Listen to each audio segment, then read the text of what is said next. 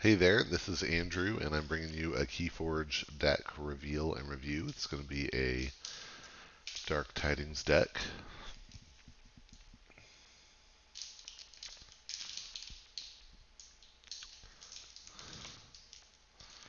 And I keep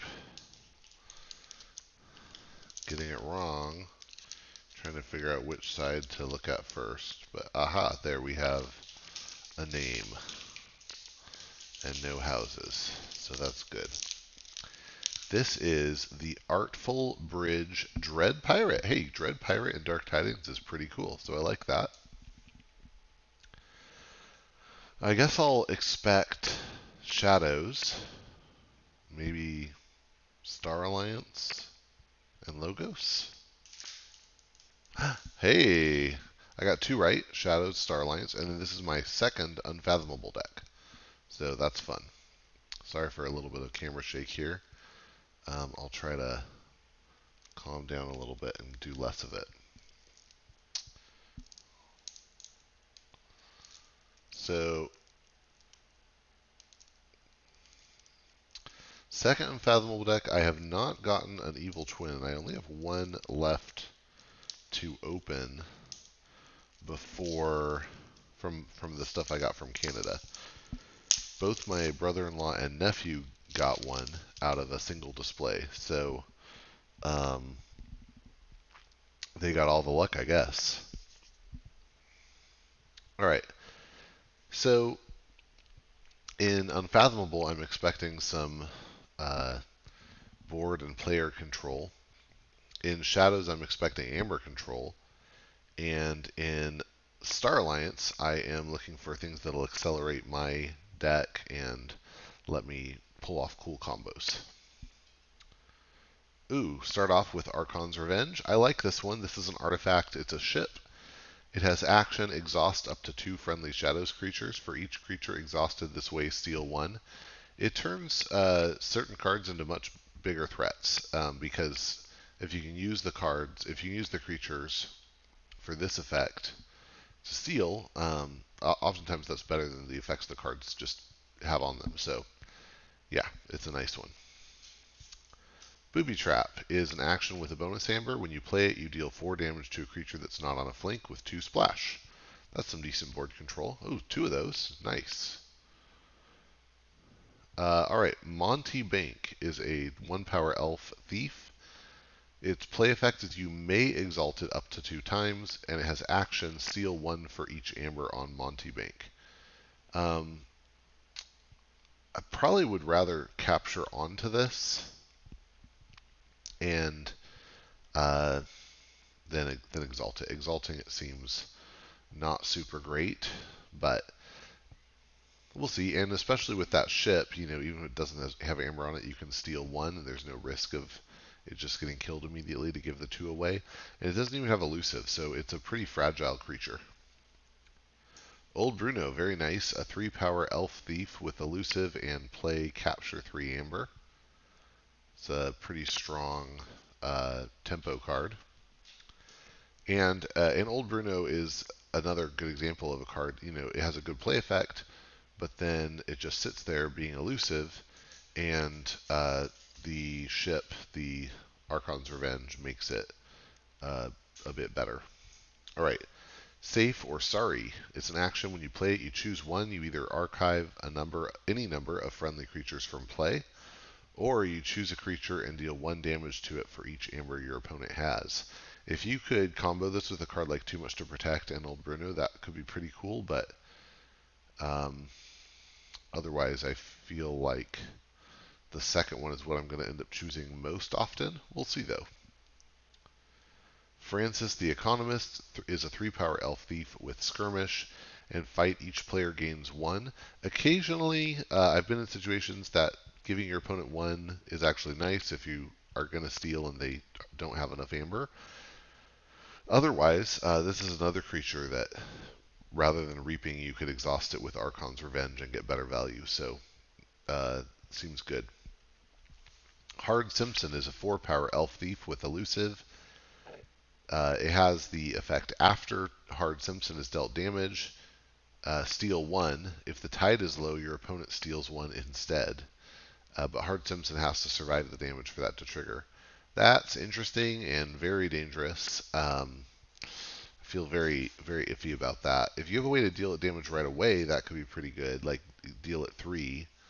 Like for example, maybe you deal. Your opponent has 3 amber. You play Hard Simpson. The tide is low. You play safe or sorry. No, the tide is high. You play safe or sorry. Steal 1, and then your opponent isn't going to be able to. Um, isn't going to be able to do it later, but then that's not a very efficient use of safe or sorry. Second one of these, interesting. Of course, if you're using these with Archon's Revenge, you're not sad that they're there. Hornswoggle is an action with a bonus amber. When you play it, you use an enemy artifact as if it were yours. And I love the flavor text here. The nice thing about juggling knives is that it gets their attention whether you're good at it or not. Very true.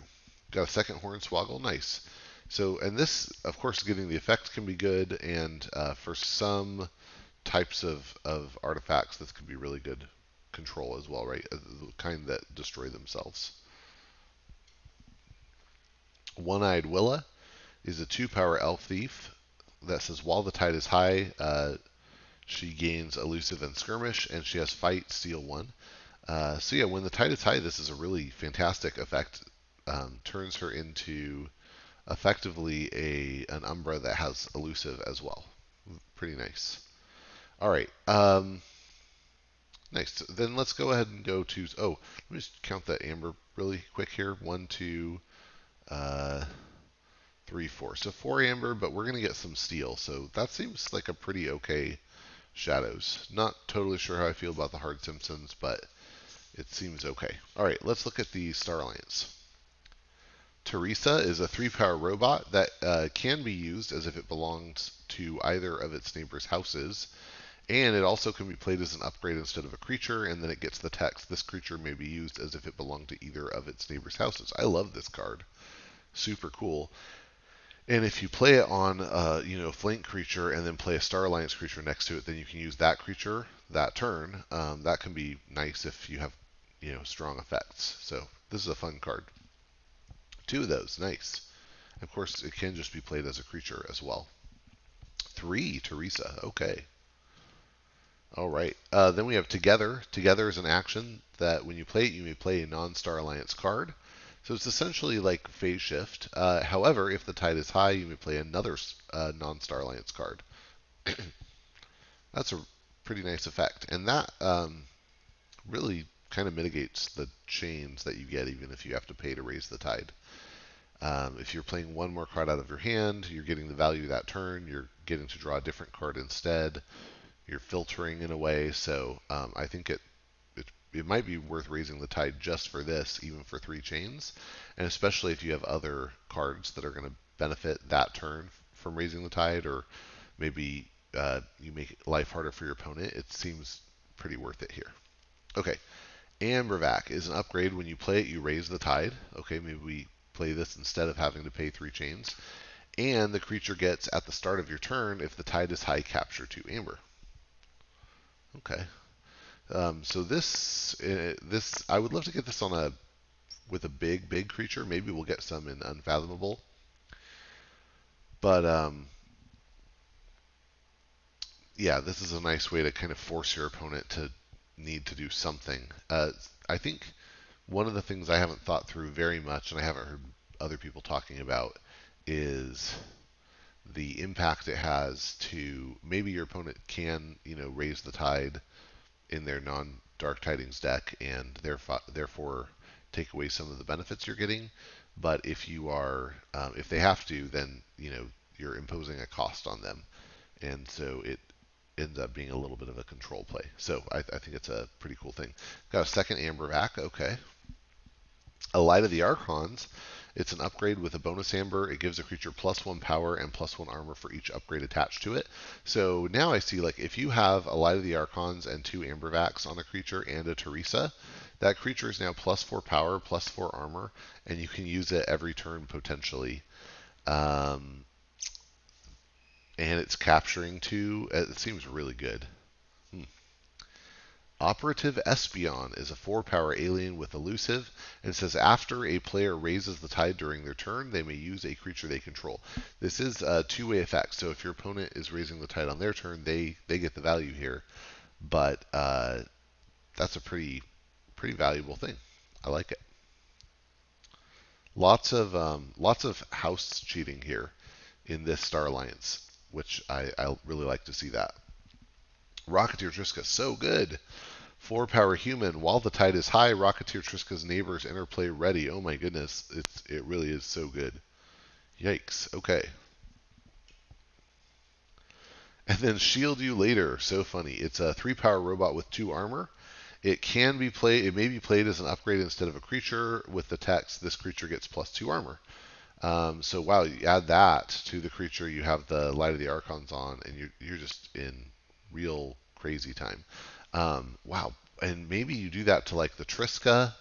That could be really bonkers. You get to use the Triska every turn, have a lot of shield and power, and capture a lot, and have neighbors come into play ready. I don't know. There's some cool stuff that could go on there. I like the Voltron possibilities. Another Shield You Later. Wow. Cool. And this is great too because we have now 5 creatures here that can be played as creatures but can also be played as upgrades. That's nice against decks that maybe have things like Red Alert or Quixelstone that can punish us for having too many creatures, or Glorious Few, where we can get a lot of value while keeping our creature count low. Very cool. Unity or Discord is an action. When you play it, you choose one. You can use a friendly non-Star Alliance creature or return up to 2 friendly creatures and each upgrade attached to them to their owner's hand. Wow, that second effect is like a double Light of the Archons. And here, it's a little unfortunate because we only have one upgrade that we've seen so far that has an Amber Pip. But we do get the Raise the Tide play effect on Ambervac. So that could be pretty good, and maybe moving Teresa's around could be good. So yeah, I don't know. There's some good possibilities there. Of course, the first effect, use a friendly non-Star Alliance creature, is solid too. All right, let's look at the Unfathomable, and it looks like I'm getting a combo set up here. Drawn Down is, I think, part of a rare special rarity combo. So we'll see these come up here. Drawn Down is an action. It says you look at the top 3 cards of your opponent's deck, discard 1, put 1 on the bottom of their deck, and put 1 on top of their deck. So that's really cool deck manipulation against your opponent that you can do there. Dive Deep is an action that says play, discard the top card of your opponent's deck, put a creature that shares a house with that card on the bottom of its owner's deck. Dark Discovery is an action with a bonus amber that says play name 2 cards, discard the bottom 2 cards of your opponent's deck. If they are the named cards, purge Dark Discovery and forge a key at no cost. So if you get all 3 of these in the same turn, you play Drawn Down and you put you see 3 cards and you put 1 on the bottom. So you now know the top card and the bottom card of their deck. And then you play Dive Deep to discard the top card and put 1 of their creatures on the bottom. So now you can manipulate what card goes on the top so that they have a creature in that house, so that hopefully you get to put the creature you want on the bottom. Now you know both cards on the bottom. Then you play Dark Discovery. You discard those 2 cards from the bottom of their deck. You knew what they were, and so you forge a key at no cost. So if you can pull off this combo, you forge a key. So that's pretty cool. And in fact, you could do Drawn Down and Dive Deep on one turn, and maybe not. They don't even have to be on the same turn, because you could do Drawn Down one turn and then Dive Deep and get lucky a turn later. But if you do them the same turn, Dive Deep is going to be easier to do what you want. And then you know what the 2 bottom cards are. So unless they have a way to manipulate the bottom cards, or they have a way to shuffle their deck, you know what's there. And so then later when you do Dark Discovery, you're going to discard those cards and forge a key at no cost, which is super good. So the draw order matters. A little archive would really help with this. I think this is going to be really good with Logos, which we don't have here. But it's still pretty cool. So I like it. And you could even do some, I mean, this might be a good opportunity to do some, play a card off house with Together to kind of get through to this combo. So, yeah, I think there's good options here, and I like it. Okay, let us keep going. Allusions of Grandeur. So, nice play on words there. This is an action with a bonus amber. When you play it, you choose a house on your opponent's identity card. If your opponent does not choose that house as their active house on their next turn, gain 3 amber. So, this is very similar to Control the Weak, except instead of forcing them to choose it, you are giving them a strong incentive to choose it. I really like that, and that puts them in that keeps them in the driver's seat. But they have to decide: wait, do I want to do what they want, or do I want to give them 3 amber? So that's a very cool effect. Sleep with the Fishes is an action with a bonus amber. When you play it, you destroy each exhausted creature. That's something we probably end up not wanting to play with Together, but we'll see. This works best if you have cards that can exhaust a bunch, which we haven't seen yet, but very interesting card. Tomwa of the Glow is a 3-power Aquan with Reap, exhaust a creature. If the tide is high, draw a card for each exhausted enemy creature. So that's a way you do get to exhaust a creature and then draw a card. That's super good because that could get us to the Dark Discovery combo. If you get this with a card like Rakuziel's Chant, we'll see. It's a common though. Then we have a potential there to play Rakuziel's Chant, Reap with Tomwa, and draw a lot of cards. That'd be super cool. And when you put this next to Triska and it comes in ready. There's cool options here. Valucanth. All right, not an anomaly because it belongs in this set. Valucanth is a 6-power Aquan. While the tide is low, it can't be used, but when you do use it, after it fights or reaps, you exhaust an enemy creature and each of its neighbors. Now you can imagine using that with Tomwa, and wow, you exhaust 3, exhaust 1, so now you draw 4 cards. That's pretty cool. Giltspine Netcaster is a 2-power Aquan with Reap, exhaust a creature, and it has enhanced 2 capture icons. I haven't seen those yet, so I guess we'll see those in the next 4 cards of the deck. Interesting. But Reap, exhaust a creature, so more good combos with Tomwa. Horrid Sinan is a 4-power beast with poison. Pretty simple. Photic Raider. This one got a capture icon on it. It's a 2-power Aquan with play capture 2, and while the tide is high, it gets +4 power. There's Rakuziel's Chant. It's an action with a bonus amber. This one got a capture on it. When you play it, you exhaust a creature, but if the tide is high, you exhaust each creature instead. So if you have Tomwa on the board, you play this, you no. Oh, that doesn't work because you exhaust the Tomwa. So now if you have Triska out, you play this, exhaust everything, play the Tomwa, comes in ready, and you reap and draw a lot of cards. Maybe. We'll see. I like it, though. And last card, another Rakuziel's Chant. I think that's really good in this deck. So I like this. 1, 2, let's just count the amber. 1, 2, 3, 4, 5, 6, 7, 8, 9, 10. So only 10 printed amber. However, the possibility, and in fact, I'm going to say a decent shot at pulling off the Forge for free with the Dark Discovery combo and some good control. I think this is pretty good. I really like this. I'm excited about the Star Alliance. I'm excited about the Unfathomable in here, and the Shadows seems fine too. So yeah, I am really excited to try this out. On the reference card, I got of course, Tide, and then Exalt, Splash, Enhance, and Elusive. I really like what they've done with this. Great, so that was the Artful Bridge Dread Pirate.